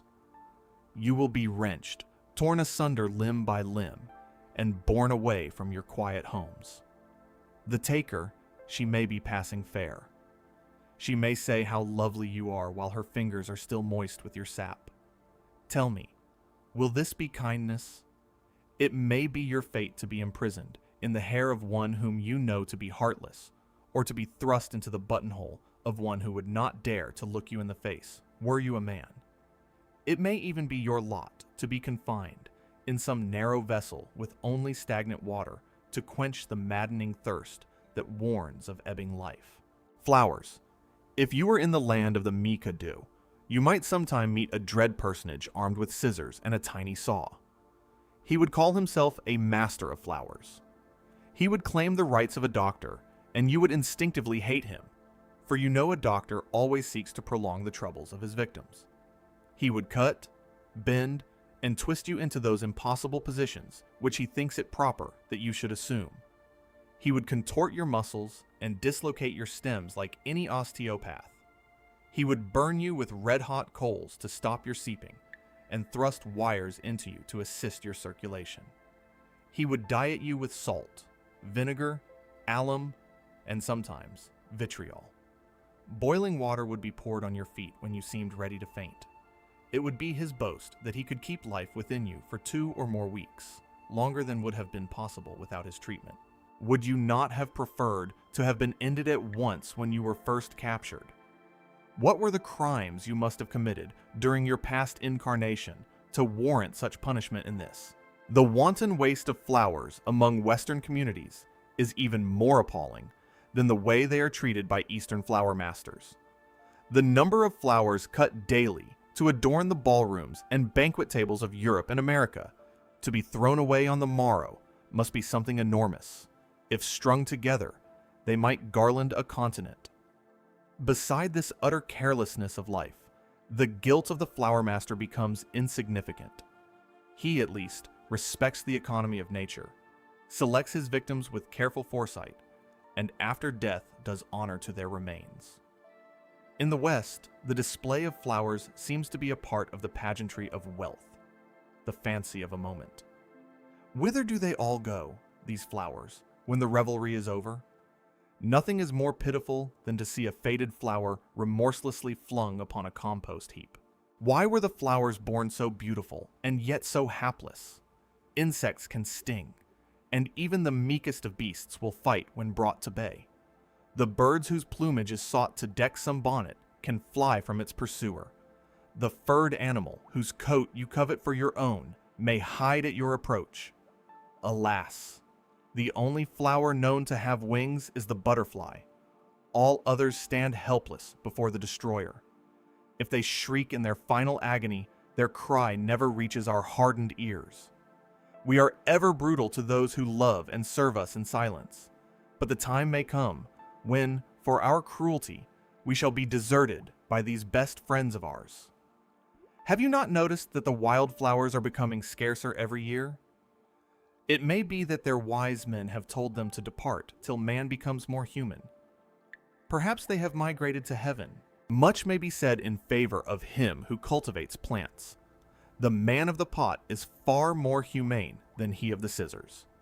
We watch with delight his concern about water and sunshine, his feuds with parasites, his horror of frosts, his anxiety when the buds come slowly, his rapture when the leaves attain their luster. In the East, the art of floriculture is a very ancient one, and the loves of a poet and his favorite plant have often been recorded in story and song. With the development of ceramics during the Tang and Sung dynasties, we hear of wonderful receptacles made to hold plants, not pots, but jeweled palaces. A special attendant was detailed to wait upon each flower and to wash its leaves with soft brushes made of rabbit hair. It has been written by Yu En Chunlang that the peony should be bathed by a handsome maiden in full costume, that a winter plum should be watered by a pale, slender monk.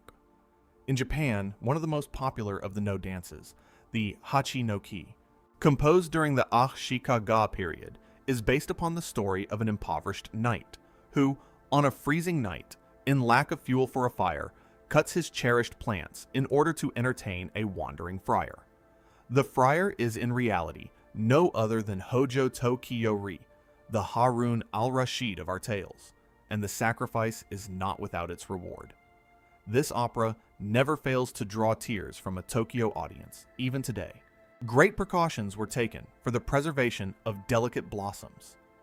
Emperor Huensung of the Tang dynasty hung tiny golden bells on the branches in his garden to keep off the birds. He it was who went off in the springtime with his court musicians to gladden the flowers with soft music. A quaint tablet, which tradition ascribes to Yoshitsune, the hero of our Arthurian legends, is still extant in one of the Japanese monasteries. It is a notice put up for the protection of a certain wonderful plum tree, and appeals to us with the grim humor of a warlike age. After referring to the beauty of the blossoms, the inscription says, "Whoever cuts a single branch of this tree shall forfeit a finger therefor." Would that such laws could be enforced nowadays against those who wantonly destroy flowers and mutilate objects of art? Yet even in the case of pot flowers, we are inclined to suspect the selfishness of man. Why take the plants from their homes and ask them to bloom mid strange surroundings? Is it not like asking the birds to sing and mate cooped up in cages?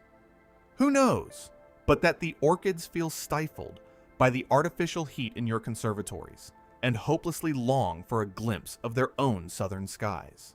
The ideal lover of flowers is he who visits them in their native haunts, like Tao Yu and Ming, who sat before a broken bamboo fence in converse with the wild chrysanthemum, or Lin Wo Sink, losing himself amid mysterious fragrance as he wandered in the twilight among the plum blossoms of the western lake.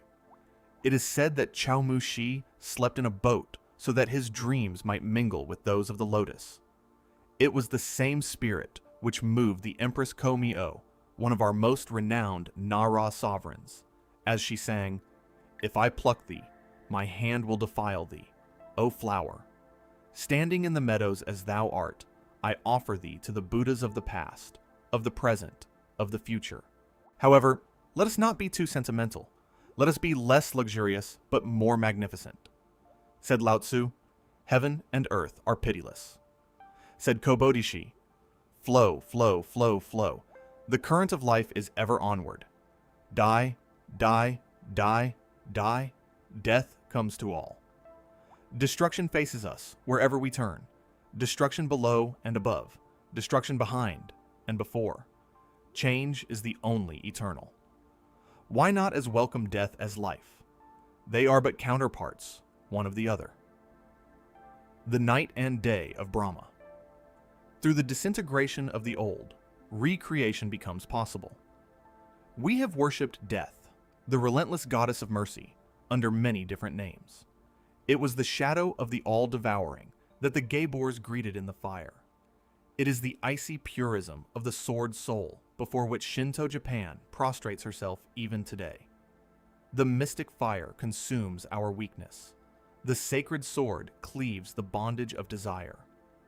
From our ashes springs the phoenix of celestial hope. Out of the freedom comes a higher realization of manhood. Why not destroy flowers if thereby we can evolve new forms ennobling the world idea? We only ask them to join in our sacrifice to the beautiful. We shall atone for the deed by consecrating ourselves to purity and simplicity. Thus reasoned the tea masters when they established the cult of flowers. Anyone acquainted with the ways of our tea and flower masters must have noticed the religious veneration with which they regard flowers. They do not cull at random, but carefully select each branch or spray with an eye to the artistic composition they have in mind. They would be ashamed should they chance to cut more than were absolutely necessary. It may be remarked in this connection that they always associate the leaves, if there be any, with the flower, for the object is to present the whole beauty of plant life. In this respect, as in many others, their method differs from that pursued in Western countries. Here we are apt to see only the flower stems, heads as it were, without body, stuck promiscuously into a vase. When a tea master has arranged a flower to his satisfaction, he will place it on the tokonoma, the place of honor in a Japanese room. Nothing else will be placed near it, which might interfere with its effect, not even a painting, unless there be some special aesthetic reason for the combination. It rests there like an enthroned prince, and the guests or disciples on entering the room will salute it with a profound bow before making their addresses to the host. Drawings from masterpieces are made and published for the edification of amateurs. The amount of literature on the subject is quite voluminous. When the flower fades, the master tenderly consigns it to the river or carefully buries it in the ground. Monuments are sometimes erected to their memory. The birth of the art of flower arrangement seems to be simultaneous with that of Teaism in the 15th century. Our legends ascribe the first flower arrangement to those early Buddhist saints who gathered the flowers strewn by the storm and, in their infinite solicitude for all living things, placed them in vessels of water. It is said that Soami, the great painter and connoisseur of the court of Ashikaga Yoshimasa, was one of the earliest adepts at it. Juko, the tea master, was one of his pupils, as was also Sen-no, the founder of the house of Ikenobo, a family as illustrious in the annals of flowers as was that of the Kanos in painting. With the perfecting of the tea ritual under Rikyu in the latter part of the 16th century, flower arrangement also attains its full growth. Rikyu and his successors, the celebrated Oda Wuraka, Furuka O-ribe, Koyetsu, Kobo-ri and Shu, Ka, Ta-ki-ri-se Kishu, vied with each other in forming new combinations. We must remember, however, that the flower worship of the tea masters formed only a part of their aesthetic ritual, and was not a distinct religion by itself. A flower arrangement, like the other works of art in the tea room, was subordinated to the total scheme of decoration. Thus, Seiki Shu ordained that white plum blossoms should not be made use of when snow lay in the garden. Noisy flowers were relentlessly banished from the tea room. A flower arrangement by a tea master loses its significance if removed from the place for which it was originally intended, for its lines and proportions have been specially worked out with a view to its surroundings. The adoration of the flower for its own sake begins with the rise of flower masters toward the middle of the 17th century. It now becomes independent of the tea room and knows no law save that the vase imposes on it. New conceptions and methods of execution now become possible, and many were the principles and schools resulting therefrom. A writer in the middle of the last century said he could count over 100 different schools of flower arrangement. Broadly speaking, these divide themselves into two main branches, the formalistic and the naturalesque. The formalistic schools, led by the Ike Nobos, aimed at a classic idealism, corresponding to that of the Kahno academicians. We possess records of arrangements by the early masters of the school which almost reproduce the flower paintings of Sansetsu and Tsunenobu. The naturalesque school, on the other hand, accepted nature as its model, only imposing such modifications of form as conduce to the expression of artistic unity. Thus we recognize in its works the same impulses which form the ukiyo-e and shijo schools of painting. It would be interesting, had we time, to enter more fully than it is now possible into the laws of composition and detail formulated by the various flower masters of this period, showing, as they would, the fundamental theories which govern Tokugawa decoration. We find them referring to the leading principle, heaven, the subordinate principle, earth, the reconciling principle, man, and any flower arrangement which did not embody these principles was considered barren and dead. They also dwelt much on the importance of treating a flower in its three different aspects, the formal, the semi-formal, and the informal. The first might be said to represent flowers in the stately costume of the ballroom, the second in the easy elegance of afternoon dress, the third in the charming déshabillé of the boudoir. Our personal sympathies are with the flower arrangements of the tea master, rather than with those of the flower master. The former is art in its proper setting, and appeals to us on account of its true intimacy with life. We should like to call this school the natural in contradistinction to the naturalesque and formalistic schools. The tea master deems his duty ended with the selection of the flowers and leaves them to tell their own story. Entering a tea room in late winter, you may see a slender spray of wild cherries in combination with a budding camellia. It is an echo of departing winter coupled with the prophecy of spring. Again, if you go into a noon tea on some irritatingly hot summer day, you may discover in the darkened coolness of the toko no ma a single lily in a hanging vase. Dripping with dew, it seems to smile at the foolishness of life. A solo of flowers is interesting, but in a concerto with painting and sculpture, the combination becomes entrancing. Sei Shu once placed some water plants in a flat receptacle to suggest the vegetation of lakes and marshes, and on the wall above he hung a painting by Soami of wild ducks flying in the air. Shoha, another tea master, combined a poem on the beauty of solitude by the sea with a bronze incense burner in the form of a fisherman's hut and some wild flowers of the beach. One of the guests has recorded that he felt in the whole composition the breath of waning autumn. Flower stories are endless. We shall recount but one more. In the 16th century, the morning glory was as yet a rare plant with us. Rikyu had an entire garden planted with it, which he cultivated with assiduous care. The fame of his convolvuli reached the ear of the Taiko, and he expressed a desire to see them, in consequence of which Rikyu invited him to a morning tea at his house. On the appointed day, Taiko walked through the garden, but nowhere could he see any vestige of the convolvulus. The ground had been leveled and strewn with fine pebbles and sand. With sullen anger, the despot entered the tea room, but a sight waited him there, which completely restored his humor. On the toko no ma, in a rare bronze of Sung workmanship, lay a single morning glory, the queen of the whole garden. In such instances, we see the full significance of the flower sacrifice. Perhaps the flowers appreciate the full significance of it. They are not cowards, like men. Some flowers glory in death. Certainly the Japanese cherry blossoms do, as they freely surrender themselves to the winds. Anyone who has stood before the fragrant avalanche at Yoshino or Arashiyama must have realized this. For a moment they hover like bejeweled clouds and dance above the crystal streams. Then, as they sail away on the laughing waters, they seem to say, "Farewell, O spring, we are on to eternity." Well, taking a moment to truly see a flower changes everything. Okakura notes we often treat nature selfishly, yet flowers still offer serene beauty. Tomorrow, appreciate a simple bloom without needing to possess it. If this brought you peace, gently hit the like button. And let's explore Chapter 7, Chapter 7. Tea Masters.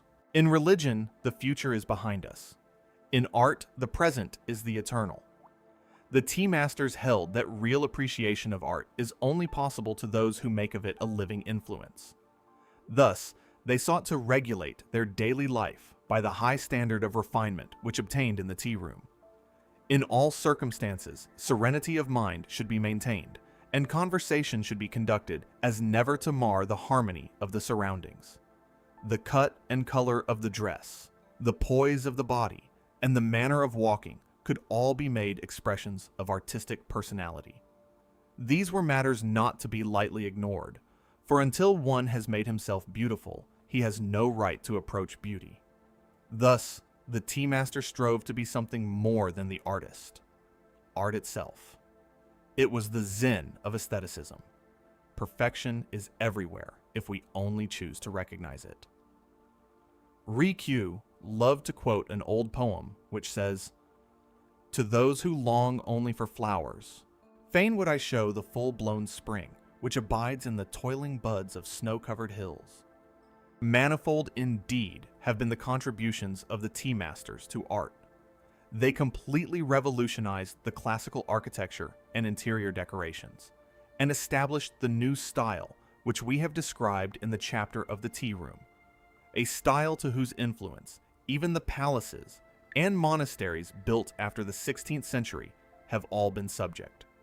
The many-sided Kobo-ri Enshu has left notable examples of his genius in the imperial villa of Katsura, the castles of Nagoya and Nijo, and the monastery of Koho-an. All the celebrated gardens of Japan were laid out by the tea masters. Our pottery would probably never have attained its high quality of excellence if the tea masters had not lent it to their inspiration, the manufacture of the utensils used in the tea ceremony, calling forth the utmost expenditure of ingenuity on the parts of our ceramists. The 7 kilns of Enshu are well known to all students of Japanese pottery. Many of our textile fabrics bear the names of tea masters who conceived their color or design. It is impossible, indeed, to find any department of art in which the tea masters have not left marks of their genius. In painting and lacquer, it seems almost superfluous to mention the immense services they have rendered. One of the greatest schools of painting owes its origin to the tea master, Honname Koyetsu, famed also as a lacquer artist and potter. Beside his works, the splendid creation of his grandson, Koho, and of his grandnephews, Korin and Kenzan, almost fall into the shade. The whole Korin school, as it is generally designated, is an expression of Teaism. In the broad lines of this school, we seem to find the vitality of nature herself. Great as has been the influence of the tea masters in the field of art, it is as nothing compared to that which they have exerted on the conduct of life, not only in the usages of polite society, but also in the arrangement of all our domestic details. Do we feel the presence of the tea masters? Many of our delicate dishes, as well as our way of serving food, are their inventions. They have taught us to dress only in garments of sober colors. They have instructed us in the proper spirit in which to approach flowers.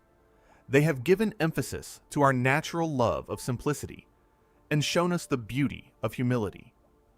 In fact, through their teachings, tea has entered the life of the people. Those of us who know not the secret of properly regulating our own existence on this tumultuous sea of foolish troubles which we call life are constantly in a state of misery while vainly trying to appear happy and contented. We stagger in the attempt to keep our moral equilibrium and see forerunners of the tempest in every cloud that floats on the horizon. Yet, there is joy and beauty in the roll of billows as they sweep outward toward eternity. Why not enter into their spirit? Or, like Li Zu, ride upon the hurricane itself? He only who has lived with the beautiful can die beautifully. The last moments of the great tea masters were as full of exquisite refinement as had been their lives. Seeking always to be in harmony with the great rhythm of the universe, they were ever prepared to enter the unknown. The last tea of Rikyu will stand forth forever as the acme of tragic grandeur. Long had been the friendship between Rikyu and the Taiko Hideyoshi, and high the estimation in which the great warrior held the tea master. But the friendship of a despot is ever a dangerous honor. It was an age rife with treachery, and men trusted not even their nearest kin. Rikyu was no servile courtier, and had often dared to differ in argument with his fierce patron. Taking advantage of the coldness which had for some time existed between the Teiko and Rikyu, the enemies of the latter accused him of being implicated in a conspiracy to poison the despot. It was whispered to Hideyoshi that the fatal potion was to be administered to him with a cup of the green beverage prepared by the tea master. With Hideyoshi's suspicion was sufficient ground for instant execution, and there was no appeal from the will of the angry ruler. One privilege alone was granted to the condemned, the honor of determining his own end. On the day destined for his final sacrifice, Rikyu invited his chief disciples to a last tea ceremony. Mournfully, at the appointed time, the guests met at the portico. As they look into the garden path, the trees seem to shudder, and in the rustling of their leaves are heard the whispers of homeless ghosts. Like solemn sentinels before the gates of Hades, stand the gray stone lanterns. A wave of rare incense is wafted from the tea room. It is the summons which bids the guests to enter. One by one they advance and take their places. In the tokonoma hangs a kakemono, a wonderful writing by an ancient monk dealing with the evanescence of all earthly things. The singing kettle, as it boils over the brazier, sounds like some cicada pouring forth his woes to departing summer. Soon the host enters the room. Each in turn is served with tea, and each in turn silently drains his cup, the host last of all. According to established etiquette, the chief guest now asks permission to examine the tea equipage. Rikyu places the various articles before them, with the kakemono. After all have expressed admiration of their beauty, Rikyu presents one of them to each of the assembled company as a souvenir. The bowl alone he keeps. Never again shall this cup, polluted by the lips of misfortune, be used by man. He speaks, and breaks the vessel into fragments. The ceremony is over. The guests, with difficulty restraining their tears, take their last farewell and leave the room. One only, the nearest and dearest, is requested to remain and witness the end. Rikyu then removes his tea gown and carefully folds it upon the mat, thereby disclosing the immaculate white robe which it had hitherto concealed. Tenderly he gazes on the shining edge of the sacred blade, and in exquisite verse thus addresses it. Welcome to thee, O sword of eternity. Through Buddha and through Dar-Uma alike thou hast cleft thy way. With a smile upon his face, Rikyu passed forth into the unknown. Wow, what a beautifully grounding experience. Honestly, Okakura Kakuzo captured something so incredibly vital when he wrote that the heaven of modern humanity is shattered in the struggle for wealth and power. Look around us today. We are constantly rushing, drowning in noise, and agonizing over our flaws. But this book reminds us that true elegance is found exactly in our imperfections and in the simple, quiet moments we usually ignore. Listen, here is my challenge for you this week. When you feel overwhelmed or caught in a spiral of overthinking, stop. Make a simple cup of tea or coffee and just sit with it. Notice the warmth, the aroma, the stillness. Let it be an oasis in the dreary waste of existence, just like the ancient tea masters did. So tell me, what is one tiny, ordinary moment in your daily routine where you can practice this kind of mindful appreciation? Let me know down in the comments. And if you love this journey, please like, share, and subscribe to channel name for more timeless masterpieces.